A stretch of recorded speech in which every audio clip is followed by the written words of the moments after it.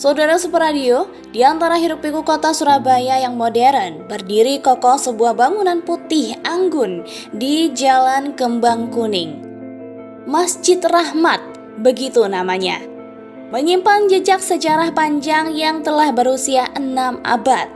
Menariknya, bangunan ini merupakan masjid tertua di Surabaya dan memiliki keterkaitan langsung dengan Kerajaan Besar Majapahit. Seperti apa kisahnya? Saksikan video ini sampai selesai dan jangan lupa like, komen, subscribe, dan nyalakan lonceng notifikasi agar tak ketinggalan info menarik lainnya. Meski bangunan masjid baru didirikan pada tahun 1967, asal-usulnya dapat ditarik jauh ke masa kejayaan Majapahit, sekitar abad ke-15. Kala itu, Raja Majapahit resah melihat moral bangsanya yang merosot akibat perjudian, mabuk-mabukan, hingga penyimpangan sosial.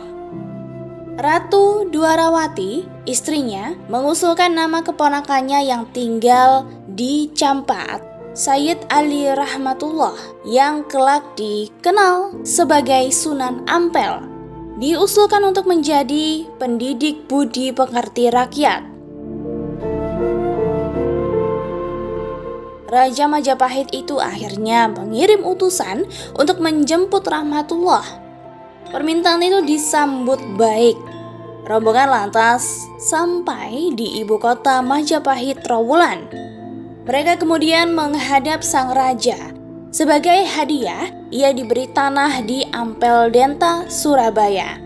Sebanyak 300 keluarga lalu diserahkan untuk dididik sekaligus mendirikan permukiman di Ampel.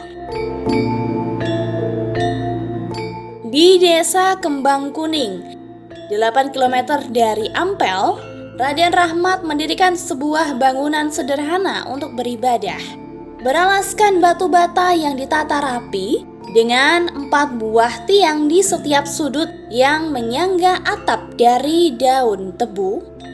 Di daerah ini pula, Raden Rahmat harus berhadapan dengan tokoh lokal sakti bernama Mbah Wira Suroyo atau Ki Mbang Kuning. Pertemuan mereka berujung pada adu kesaktian. Raden Rahmat akhirnya memenangkan duel tersebut dan Mbah Wira Suroyo turut dalam ajaran Sunan Ampel. Ia kemudian dikenal dengan nama Mbah Karimah. Seiring waktu, kawasan sekitar surau berubah menjadi hutan belantara. Setelah Mbah Karimah wafat, bangunan ibadah ini sempat tak terurus dan nyaris dilupakan. Namun beberapa dekade kemudian, warga kembali menemukannya dan mulai merawatnya. Karena muncul kembali tanpa diketahui kapan didirikannya, masyarakat menyebutnya sebagai Masjid Tiban, yakni masjid yang turun dari langit atau tiba-tiba ada. Setelah dibangun dan difungsikan dalam skala yang besar, kemudian bangunan ini berganti nama menjadi Masjid Rahmat, yang diambil dari nama asli Sunan Ampel, Raden Sayyid Ali Rahmatullah. Kini masjid ini berdiri megah di atas lahan seluas 1.500 meter persegi. Pilar-pilarnya gagah menopang bangunan serba putih dengan lantai teraso antik dan 5 lengkungan di serambi yang menyerupai daun semanggi, melambangkan 5 rukun Islam atau 5 waktu sholat.